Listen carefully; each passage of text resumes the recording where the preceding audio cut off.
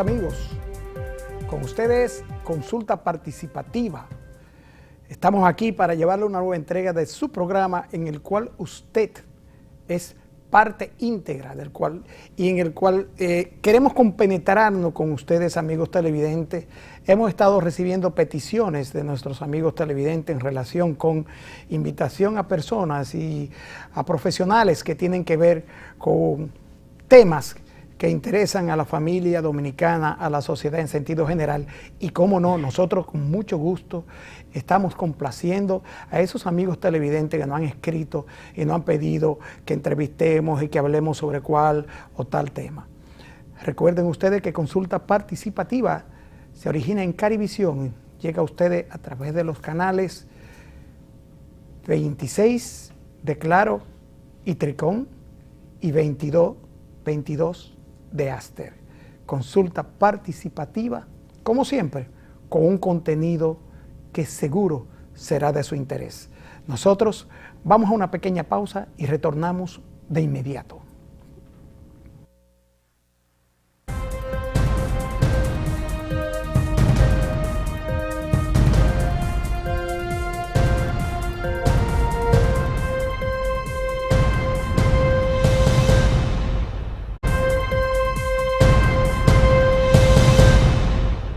Amigos, en nuestro comentario de hoy vamos a ser breve. Nos vamos a referir primeramente a la reunión que tuvo ayer el señor presidente de la República con los funcionarios del gobierno, en el que fue enfático a decir y reiterar, según cita la prensa, que el funcionario que se equivoque le va a ir mal. Esta reunión que abarcó, según tengo entendido, a todos los directores, ministros, incumbentes de todas las instituciones del Estado, es en este momento, justamente en este momento, muy importante. Es una llamada de atención del señor presidente para que aquellos que no entiendan cuál es la línea que tiene el presidente en relación con el manejo de los fondos públicos y en relación con la conducta que deben observar los funcionarios públicos, todos los funcionarios públicos, desde el más bajo hasta el más alto y del más alto al más bajo, tienen que entender la línea que traza el señor presidente de la República. Y qué bueno que sea el presidente que de una forma directa hable con los funcionarios para que entiendan de una vez y por todas que al servicio público se va a servir. Nosotros somos, porque yo soy también un servidor público, servidores públicos. Y los servidores públicos, ciertamente, como decía el señor presidente ayer, tenemos que rendirle cuenta a nuestros subalternos, tenemos que rendirle cuenta al país y tenemos que reconocer y defender el derecho que tienen todos los servidores públicos, no importa su jerarquía, a que se le diga y se le explique qué está sucediendo con los fondos del Estado y qué está sucediendo en su institución. Esto es fundamental que el pueblo dominicano sepa que el servidor público, como su nombre lo dice, no fue a servirse, sino a servir. Y reitero, qué bueno que el presidente de la República haya hecho esta reunión y se lo haya dicho de viva voz a todo el que tiene que ver con instituciones del Estado. Enhorabuena, señor presidente, y a los funcionarios, todos, que escuchen la voz del responsable ante el país de la cosa pública. Por otro lado, señores, en estos días siempre nos referimos a ello. Hemos visto el caso de este médico, pediatra santiaguero, que fue degollado en su casa. Apareció degollado, la violencia sigue su agitado curso. La mujer que en San Pedro de Macorís degolló a su pareja Este señor violador que lo detuvieron, intentó o violó a una niña de 12 o 14 años y que al ser llevado a la cárcel, los presos lo agredieron queriéndole cobrar el hecho. E inclusive dice la prensa que le quemaron los genitales. Esta acción no debe sucederse porque no son los presos, otros que han cometido delitos. Lo que deben cobrar es la sociedad, es la justicia la que debe cobrarle a este señor. Y es la justicia quien debe llevarlo a los tribunales y quien debe obligarlo mediante una sentencia ejemplarizadora a que pague a la sociedad este crimen. La violencia sigue su agitado curso y nosotros decimos desde Consulta Participativa y lo reiteramos, señores, la seguridad es cosa de todos. Todos tenemos que poner de nuestra parte. Todos tenemos, en el caso de los menores, que vigilar nuestros menores, cuidar de nuestros menores, orientarlos, nuestras niñas, cuidarlas. Eso es responsabilidad de los mayores, de los adultos, de los tutores, cuidar nuestras niñas. ¿Cómo va a andar una niña en la calle a las 7 de la noche sola? Una niña de 12 años, sola, en un parque, donde fuere.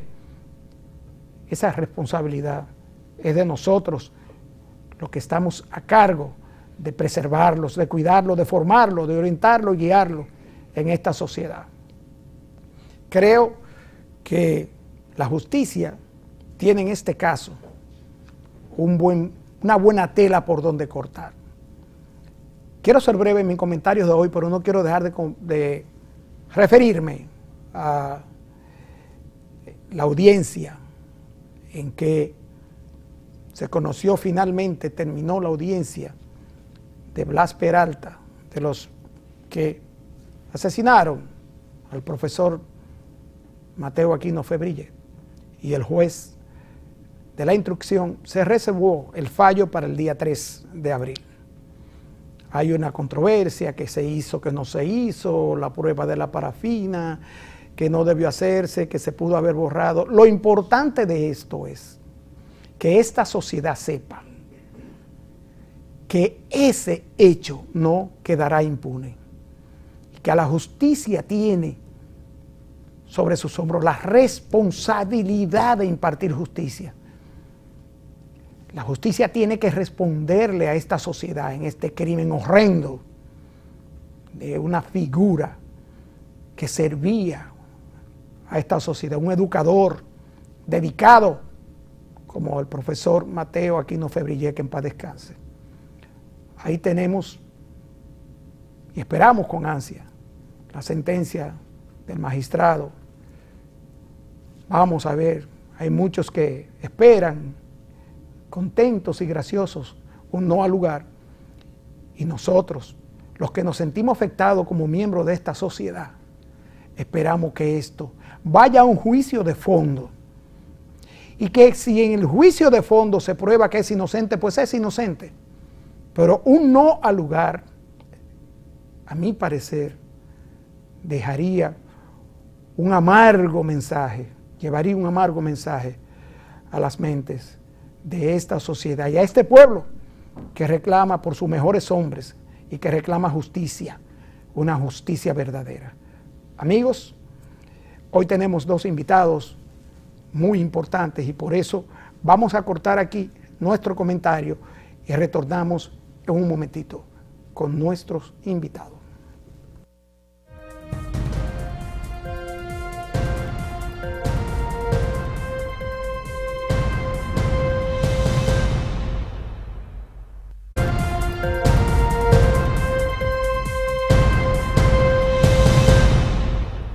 Bien, amigos, como les dije anteriormente, tenemos dos invitados que vienen a nutrirnos, pero antes debo recordarle que ya usted no tiene por qué ocultar su sonrisa. No oculte más su sonrisa. Llame a la doctora Lourdes Sarina Opelman. La doctora Opelman es especialista en prótesis y rehabilitación bucal. Y también ofrece los servicios de coronas, puentes, cirugía bucal, implantes dentales, odontología pediátrica, en fin, todos los servicios que tienen que ver con su salud bucal y la estética de su sonrisa, lo tiene para usted la doctora Lourdes Sarina Opelman. La doctora Opelman trabaja exclusivamente por cita y está en los teléfonos 809-533-2000 y 809-846-0582. El gabinete de la doctora Opelman está en la avenida Rómulo Betancourt 297, en la plaza Madelta Tercera, local 205. Recuerde, no oculte más su sonrisa. Llame a la doctora Opelman, ella se encarga del resto. Bien, amigos, Consulta Participativa es un programa propositivo y hemos trabajado muy de cerca en el mes de octubre pasado, tratando de llevarle a ustedes lo que siempre prometemos, de información que sea útil a la familia.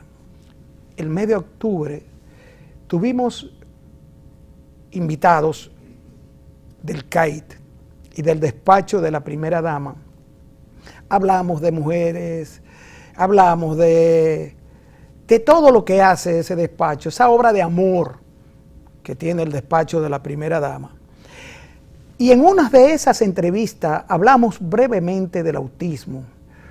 Y yo decía en esa oportunidad que fui y visité el CAIT y quedé asombrado del trabajo que se hace ahí con estos niños especiales.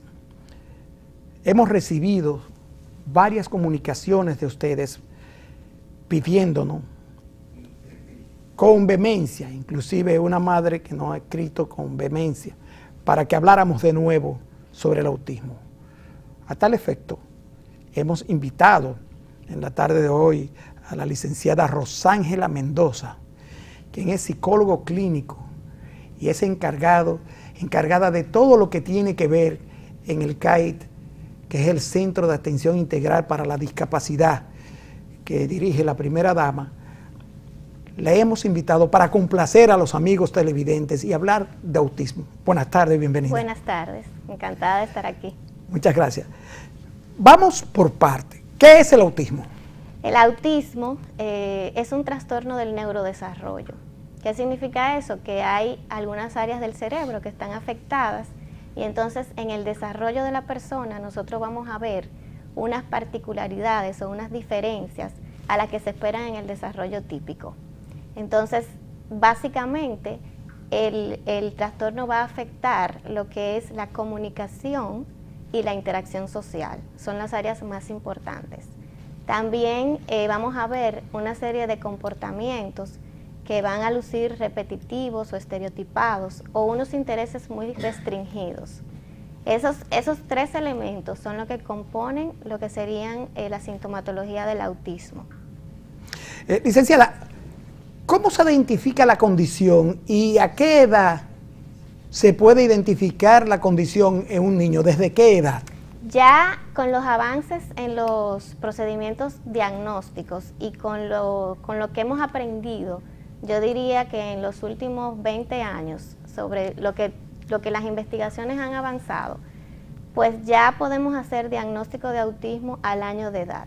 Incluso, ¿al año? Al año. Incluso antes del año ya nosotros tenemos unos signos de alarma que deben de llevar al pediatra o al médico de familia a tomar las precauciones debidas y llevar ese monitoreo del desarrollo del niño con fines de posteriormente referir para una evaluación. Antes, licenciada, los padres decían, ese muchacho nació con atronado, ese muchacho es atronado. Esa era la palabra más utilizada. Ese muchacho es medio atronado. ¿Por qué ahora se le denomina? ¿Y por qué y cómo se le da el nombre de trastorno del espectro autista? Sí, voy a hacer una historia larga, breve.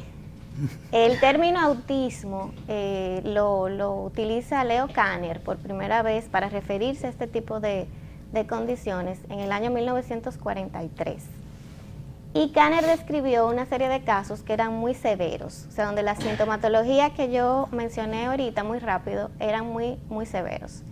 ¿Qué pasa? Que otros investigadores, incluyendo Hans Asperger, que usted habrá oído también de esa condición, y otros como Lorna Wynn, que fue una de las más destacadas, comenzaron a darse cuenta de que esos síntomas que Kanner había descrito también se presentaban en unos niveles más leves y sospecharon de que en la población general podían haber personas con esa sintomatología y que no se estaban identificando.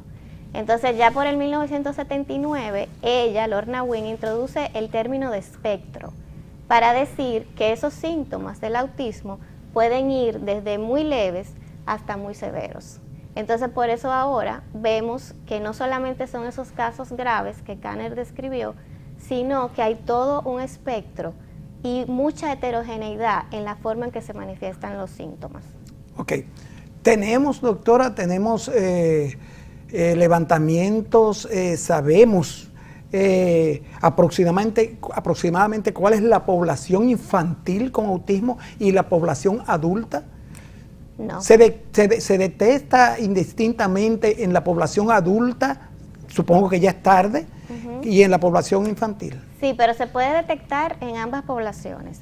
Ahora bien, en la República Dominicana no tenemos todavía un registro confiable de la cantidad de personas. Ni tenemos una idea de qué población ahora está afectada. Ahora mismo con el CAI, que usted mencionó, con el Centro de Atención Integral para la Discapacidad, lo que hemos visto es que, por ejemplo, de 1.600 niños que hemos evaluado ya en el CAI, un 54% entra dentro de lo que sería un trastorno del espectro autista. Y la demanda de servicio y los profesionales que trabajamos en el área, lo que estamos viendo cada vez más es una cantidad importante de casos. El espectro autista, la afección, ¿regresa? ¿Tiene retorno? O sea, ¿se cura? No, ahora mismo no podemos hablar de cura, pero sí se han registrado casos y nosotros tenemos experiencia de que personas dentro del espectro pueden llegar a un nivel de funcionalidad bastante bueno, que pueden hacer una vida, vamos a decir, con calidad, una vida funcional, por decirlo de alguna manera. Incluso cuando nosotros ampliamos ese foco y analizamos nuestro entorno, nosotros vamos a encontrar personas conocidas que pudieran llenar algunos criterios y que han llevado una vida, diríamos, normal. Padeciendo presentando el cuadro. Presentando el cuadro. Pero no podemos hablar de cura porque no se trata de una enfermedad, es una condición, o sea, es algo con lo que se nace. Unas características que van a determinar mi comportamiento, mi manera de procesar la información, mi manera de estar en el mundo. Es cierto que la condición del espectro autista, los individuos que la padecen, el espectro, que tienen la enfermedad, desarrollan habilidades especiales, profundas en ciertas áreas específicas. Algunos de ellos, pero no la totalidad. Incluso el 70% de las personas dentro del espectro pueden presentar discapacidad intelectual, o sea que no van a presentar unas habilidades intelectuales dentro del promedio. Esos casos de habilidades muy extraordinarias, entonces no son tan frecuentes, pero se dan. Se da. Sí. O sea, pueden desarrollar ciertas habilidades, capacidades anormales. Exacto, porque hay individuos de los que están en el extremo, vamos a decir, más leve del espectro, una sintomatología más leve, pues ellos muestran intereses muy marcados, entonces se hacen expertos en esas cosas que a ellos les gustan. Sí, un dato interesante es que las personas dentro del espectro por alguna razón tienen marcadas preferencias por todo lo que es tecnología. Incluso lo vemos desde pequeñitos, Niños que quizás no verbalizan nada, pero toman el iPad, inmediatamente entienden cómo funciona y hacen miles de cosas con el iPad o con el teléfono celular o con la computadora. Entonces, se han hecho investigaciones, se han entrevistado personas de esos grandes tecnólogos, incluso ahora se habla de que, por ejemplo, el creador de la primera computadora podía presentar también, estar en la condición en una forma muy leve, pero se ha asociado mucho eso, o sea, personas que se destacan en el área de la tecnología que pudieran estar dentro del espectro. El niño autista, es cierto que puede estar aquí e ignorar todo el ambiente y llegar a una persona y esa persona motivar su atención y el niño ir hacia esa persona de manera especial. Pudiera ser por algo que esa persona manifestara o trajera. Ahora, no es que él está ausente del ambiente, el niño autista está con nosotros, aparenta que no está atendiendo, pero está presente. Hábleme de los padres en estos casos, porque creo, si no me equivoco, que con este tipo de condición especial, primero, ¿es hereditaria la condición? Es genética, no necesariamente tiene que haber una herencia, pero sí vemos, por ejemplo, en familias, vemos que sí se puede dar, y en familias que ya tienen un hijo con autismo, pues hay una alta probabilidad de tener otro hijo con autismo. Ok, y los padres, hábleme de la responsabilidad. ¿Cómo preparamos? ¿Qué hace el CAIT con los padres, con los tutores, con los que están acostumbrados, porque con los que están obligados y los que tienen que guiar a estos niños? Porque he visto, yo estuve allí en el centro, no es fácil, no es nada fácil. Creo que hay que tener algún tipo de preparación especial. Dígame qué hace el CAIT con respecto a Desde que nosotros empezamos a concebir la idea del CAIT, conjuntamente con la señora primera dama, la familia fue un punto fundamental. Entonces, nosotros, aparte de todos los servicios terapéuticos que ofrecemos, tenemos 2 servicios dedicados a la familia. Hay uno que se encarga de trabajar con el núcleo familiar, es decir, con papá, mamá, abuelos, hermanos, pero hay otro servicio que se dedica a trabajar con los grupos familiares para crear esa fuente de apoyo entre las diferentes familias. Como usted dice, no es nada fácil, es un camino muy arduo, pero nosotros cada vez tratamos de sembrar más esperanza y estamos en una misión muy importante de sensibilizar a la sociedad y demostrar las habilidades que tienen las personas con autismo y que sí hay posibilidades de una vida de calidad. Sí, el CAIT acoge a estos niños, eso es totalmente gratis, la formación a los padres, el seguimiento. ¿Estos niños tienen que estar allí o tienen horas de visitas? ¿Cómo es el asunto? ¿No hay internamiento? Explíqueme todo lo que hace el CAIT en relación con el autismo en beneficio de los niños. Sí. Lo primero es que el niño llega y se hace un proceso de evaluación, al que nosotros le llamamos ruta básica. O sea, se hace una intervención de tipo social, una entrevista social. Ahí se determina una clasificación socioeconómica de la familia. Y entonces la familia va a pagar en función de esa clasificación. Hay personas que no pagan porque según su clasificación, pues entonces el servicio es gratuito. Pero hay otras personas que sí pagan. Ahora, siempre el costo está muy por debajo de lo que sería una consulta privada. Entonces se hace la evaluación, se establece realmente si ese es el diagnóstico, si esa es la condición que presenta el niño, lo ve el pediatra del desarrollo, que es un ente muy importante, y luego pasa a lo que es la evaluación psicológica del desarrollo para llegar a determinar cuáles son las habilidades que se necesitan trabajar en el niño. Entonces, de ahí se pasa a una discusión de caso por un equipo multidisciplinario y se establece cuál va a ser la programación de ese niño, a qué servicios va a asistir. Entonces puede ser que se determine, bueno, este niño necesita intervención conductual y necesita terapia ocupacional, por ejemplo, que son de las intervenciones más importantes para ellos.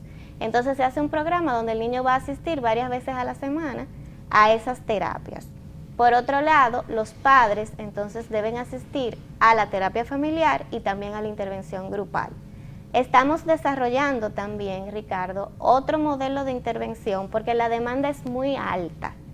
El CAI abierto y la demanda imagino, arropa nuestra sí. capacidad de respuesta. Pero estamos trabajando muy fuerte porque sobre todo la señora primera dama, doña Cándida, tiene mucho interés de poder ayudar a la mayor cantidad de personas posible.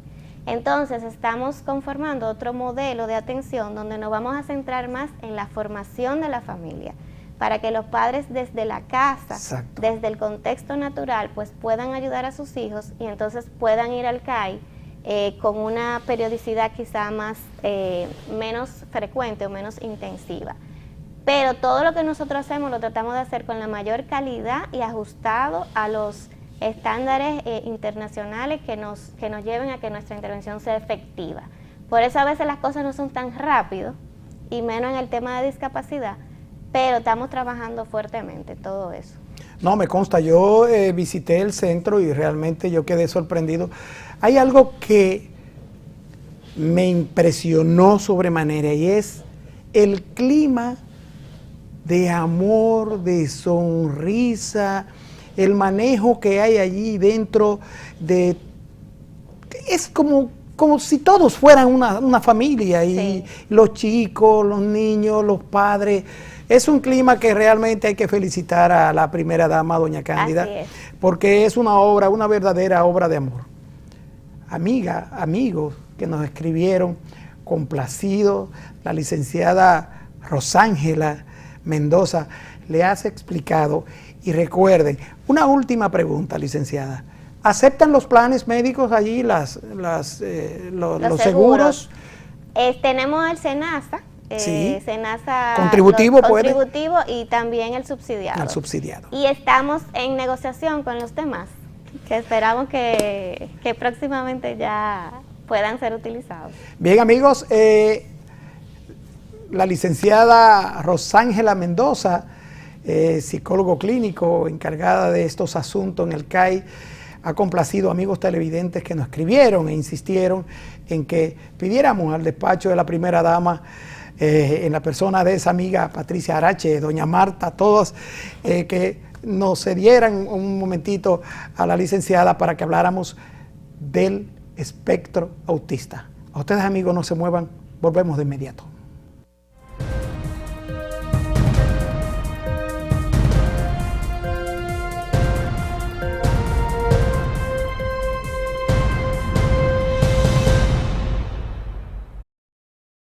Una tarde muy importante. En este momento nos acompaña el doctor Oscar Holguín Vera. El doctor Holguín Vera es viceministro de Industria Cultural del Ministerio de Cultura. Buenas tardes. Buenas tardes, buenas tardes. El doctor Holguín Vera es una persona muy difícil de entrevistar, porque a uno, cuando está delante del doctor, inmediatamente se inclina y comienza a preguntarle por Ínsula Mía, por esas obras del doctor, que realmente el doctor es escritor, narrador, cuentista, Sí. es escritor de cuentos, Sí. de infantiles inclusive. Sí. Tiene unas obras que La sombra desmadejada, Poesía, Sierva del Ángel, poesía. Secreto del Monte. Eso es cuento infantil. ¿Eh? Cuento infantil. Hábleme de eso. Un poquito, vamos a hablar un poquito primero de esa vasta obra literaria suya. Bueno, yo siempre he dicho que soy tardío en muchas cosas. Y en la literatura también. A pesar de que yo comencé a escribir, me han catalogado también como escritor de la década del 60, después de la Guerra Patria, del año 65. De manera que nosotros nos iniciamos ahí, realmente. Y a partir de esa fecha comenzamos a escribir. Pero a pesar de que mi vocación era la literatura y la pintura, el arte visual, como le llaman ahora, mis padres nunca me apoyaron para eso. No. Usted es odontólogo, ¿no? Claro, no me apoyaron para eso. Entonces ellos de alguna manera me orientaron a que me fuera al área de la medicina. Y dentro del área médica, pues de la salud, yo elegí la odontología. Y en la odontología, bueno, esa es mi profesión, de eso es que yo he vivido toda mi vida. Muchos años en ella, profesor. Profesor de la UAS por casi mucho 30 tiempo. años, sí, profesor catedrático catedrático titular de microbiología. Llegué a ser catedrático titular de mi asignatura, porque empezamos muy joven. Yo me gradué de 23 años, ya a los 24 años, pues participamos en un concurso y yo fui favorecido. Tuve muchos años ahí, hice varios trabajos de investigación en el área de la microbiología. Para decir, soy el único dominicano que no solo ha aislado los microorganismos que producen la enfermedad que nosotros conocemos como caries dental. ¿Sí? O como la enfermedad periodontal, que es la enfermedad, antes le decían piorrea. Es la enfermedad que afecta a las encías, que la inflama, la pone a sangrar. Que se le caen los dientes. Se caen los dientes porque el hueso se lastima mucho, las bacterias producen una osteolisis y entonces el diente se pierde. ¿Usted aisló? Aislé los microbios, aislé de ambas enfermedades, pero en la que yo me concentré más fue en la de la caries dental. Entonces aislé de ahí varias cepas diferentes de microorganismos, todos relacionados con la caries dental, porque la caries dental es una enfermedad multifactorial. No es un solo microbio que lo produce, hay varios microorganismos. No es que comemos dulce. Sí, ahí viene esa parte. Pero le voy a decir rápidamente. De esos microbios, que hay como cerca de 8 o 9 microorganismos que son acidogénicos y acidúricos. Son las dos cosas o una de las dos. Pero como quiera participan de manera secundaria, terciaria o primaria. Yo me concentré con un microbio que recibe el nombre de Streptococcus mutans. Mutans es porque es mutante. Dependiendo del medio, si es muy ácido o alcalino, cambia un poco la morfología. Por eso le pusieron mutans. Y ese Streptococcus mutans, es un estreptococo, es el principal, digamos, promotor, agente causal de la enfermedad que nosotros conocemos como caries dental. Entonces, trabajé mucho con eso, aislé varios de esos microorganismos y del Streptococcus mutans específicamente aislé varias cepas que fueron bautizadas con las siglas mías. Yo tomé las siglas mías como otros investigadores lo habían hecho con las de ellos. Entonces, una vez que ya yo tuve el control de esos microorganismos y que lo mantuve repicándolo, manteniéndolo por tiempo, uno lo puede mantener por tiempo indefinido. Entonces vino la otra fase. La fase era yo conseguir reproducir la enfermedad con cepas criollas, cepas dominicanas. Y entonces lo logré. Con la ayuda de la Universidad Central del Este, su primer rector, don José Jacín Azar, padre de Josecito. Entonces, ellos me favorecieron porque ellos me solicitaron que yo fuera profesor de ellos allá también y que le organizara el área. Y fui, trabajé con ellos, lo organicé, formé 2 profesores allá, que me imagino que deben estar allá. Son 2 hermanos y son de allá mismo. Y bueno, pues le solicité algunas de las cosas que yo necesitaba. Y fue en mi propio consultorio, en un área aparte, que yo habilité, donde yo tenía mis jaulitas con mis ratas, de esas ratas blancas, le llaman ratas nórdicas, pero nosotros las recibimos pequeñitas, recién detestadas, ya. Y entonces, esas ratitas las comenzamos a alimentar. Primero hicimos un procedimiento con una serie de antibióticos para reducir la flora normal que las ratas tenían. Esa era una rata convencional. Entonces nosotros la llevamos a una rata notobiótica, es decir, porque logramos reducir la población siguiendo los patrones ya establecidos. Y entonces, una vez ya hecho esto, inoculamos con goteros, pipetica, pero nosotros usábamos goteritos más pequeños. Le inoculamos la cepa del microbio, que en este caso fue la HVT. Esa fue la cepa que usamos. La mejor de ellas, para mí, en entender y con los conocimientos que tenía, era la cepa HVEMG, que significa, la HV es el apellido mío, y GME es el Streptococcus mutans gelatinoso, porque produce una colonia que tiene un halo transparente, que es una gelatina, pero es un carbohidrato que lo produce enormemente. Ese carbohidrato se llama mutano, por el mismo microbio, o glucano también le llaman. Entonces, bueno, pues una vez que ya inoculamos el microorganismo con la cepa que habíamos aislado, seguimos dándole un periodo, nos tomó 2 meses y algo.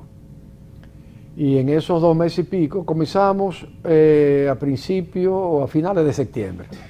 Llegó diciembre y eran las Pascuas, y quien me ayudaba mucho era mi asistente. Yo le dije, la voy a sacrificar yo a ella con su Navidad y todas sus cosas. Y yo, no, vamos a sacrificarla. Entonces la sacrificamos, utilizamos también, estuvo con nosotros la doctora Norma Fabián, que es médico veterinario, profesora universitaria, muy amiga y paciente también mía. Y entonces, pues con Norma procedimos a sacrificar las ratitas, las disecamos y efectivamente ahí encontramos nosotros la formación de la caries. Lo tenemos fotografiado, todo eso lo tenemos y guardamos desde entonces las mandibulitas de bueno, odontólogo, doctor en odontología, científico, escritor, literato y viceministro de Industria Cultural del Ministerio de Cultura. Sí. Descríbame ese cargo, viceministro de Industria Cultural.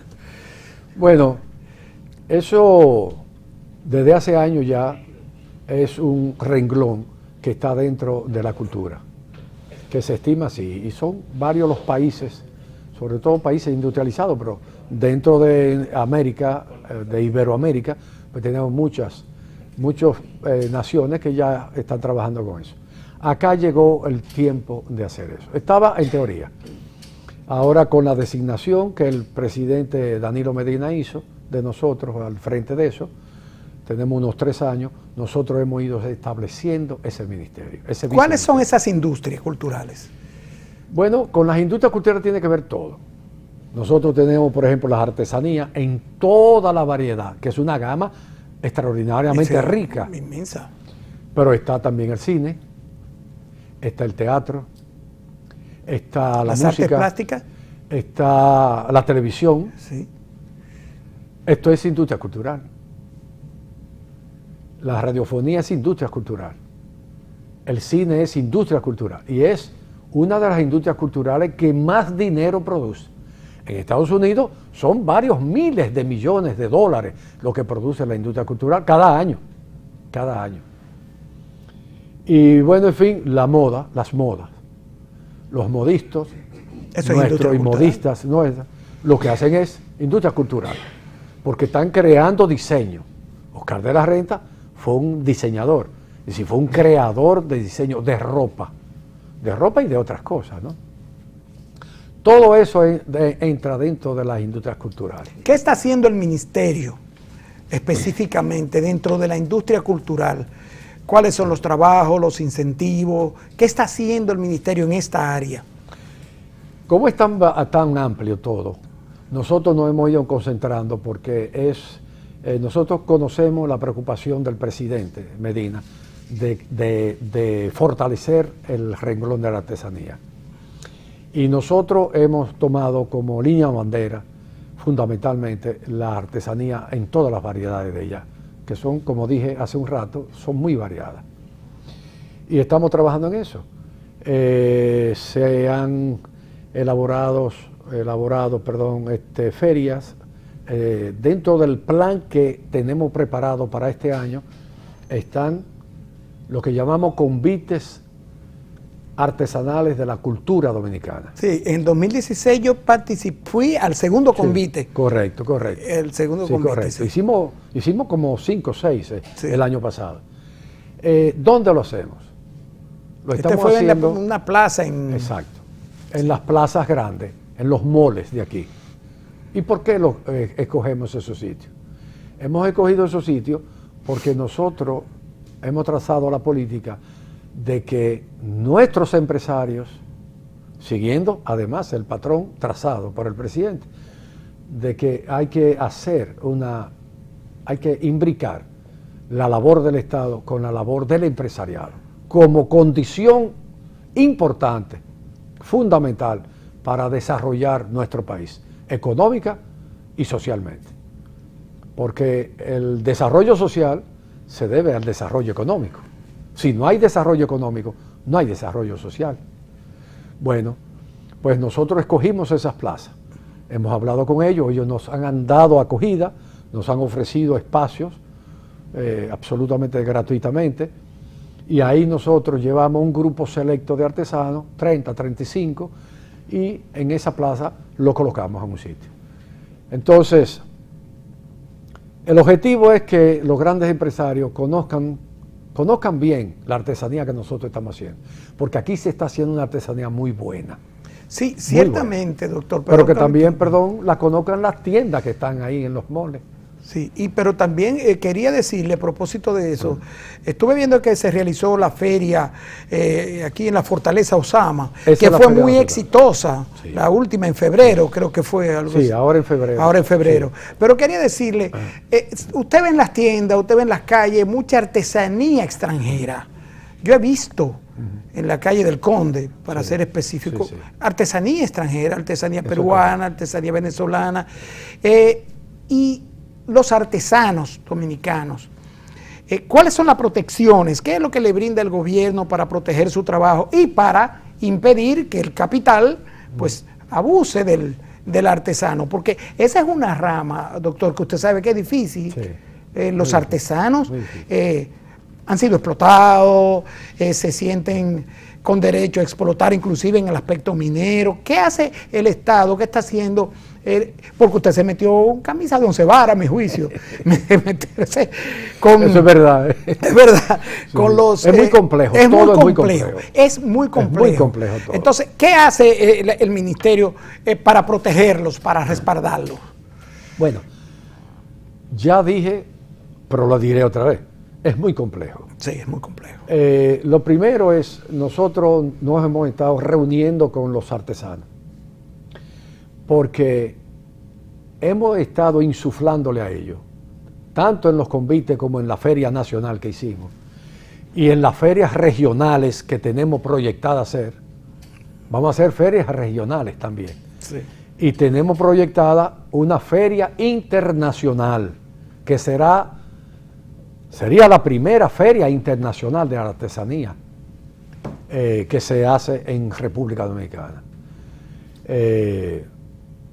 Invitando, en este caso, nosotros pensamos, y eso es lo que está en proyecto, Naturalmente eso tiene que ser aprobado por el señor ministro para que eso pueda caminar. Aprobamos esa feria internacional, comenzarla a hacerla en diciembre de este año, y utilizar el Caribe insular, todas las islas del Caribe, todas las islas del Caribe. Luego podría venir Centroamérica, luego Suramérica y luego América del Norte. De forma tal que nosotros podríamos comenzar a hacer ese ciclo. Y quién sabe en un futuro se podría llegar a hacer hasta una feria mundial. Eso sería excelente. Donde uno invitaría a muchísimos países de Europa, de Asia y de... Cuando yo le digo, doctor, que es complicado, me refiero a que en materia de artesanía aquí, creo que el Ministerio de Turismo tiene una parte que ver con la artesanía, FODEARTE tiene que ver con esto, el asunto de la explotación del Larimalum, por ejemplo, de minas, energía y minas. Yo entiendo como que esto debe ser un trabajo conjunto de estos ministerios que tienen que ver el turismo, energía. Mire, el Larimal se explota aquí en condiciones y el ámbar ya usted sabe cómo. Sí. Y los artesanos, no, la gente se piensa cuando ve un arete de Larimal o de ámbar que el artesano fue y sacó de la mina el ámbar. No, el artesano lo que hace es que la trabaja. La trabaja. Artísticamente. Sí. Hay mineros que hacen eso. Exacto. Por eso es que yo digo que usted se metió en camisa de once varas. Sí. Bueno, pero yo voy a salir de esa camisa de once varas porque es un trabajo muy largo en términos de tiempo. Esto no se hace de la noche a la mañana, es de años, es un trabajo de años, que yo empiezo, otros continuarán, pero bajo una programación.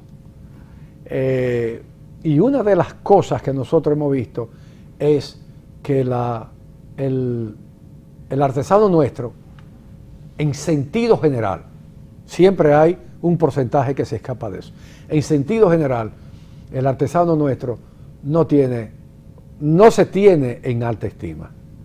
No, su estima no está elevada. No está elevada. Bueno, y yo he tratado de rescatar eso. Diciéndole que ellos son artistas, que ellos no son trabajadores ni obreros, que ellos son artistas. Y además de ser artistas, ellos son creadores. Exactamente. Son creadores. ¿Por qué? Porque ellos, de su mente, ellos diseñan, como lo hace Oscar de la Renta, que en paz descanse, como lo hacen los diseñadores actuales que nosotros tenemos, que tenemos diseñadores muy buenos acá. Bueno, así mismo como ellos diseñan un vestido, o un zapato, o una cartera, estos muchachos y muchachas tienen que diseñar lo que ellos están haciendo. Ya hay algunas que han sido tan buenas que se hacen de forma seriada, pero hay otras que no, que son obras de arte. Obras de arte. Bien, a los artesanos del país han encontrado en el doctor Oscar Holguín Vera un verdadero aliado, porque yo conozco un poco de esto y sé que es muy difícil. Y también encontrar a una persona, doctor, y se lo reconozco públicamente, que se dedique a trabajar directamente con el artesano, es muy difícil sin buscar beneficios de los artesanos. Amigo televidente, doctor, el tiempo en televisión es, ya usted sabe, es tremendamente corto. Le vamos a dar las gracias, doctor. Cuente con consulta participativa para sus proyectos con los artesanos dominicanos. ¿Cómo no? Estaremos aquí respaldándole en lo que sea posible desde esta humilde tribuna. Amigos televidentes, gracias por seguirnos y nos vemos el próximo martes.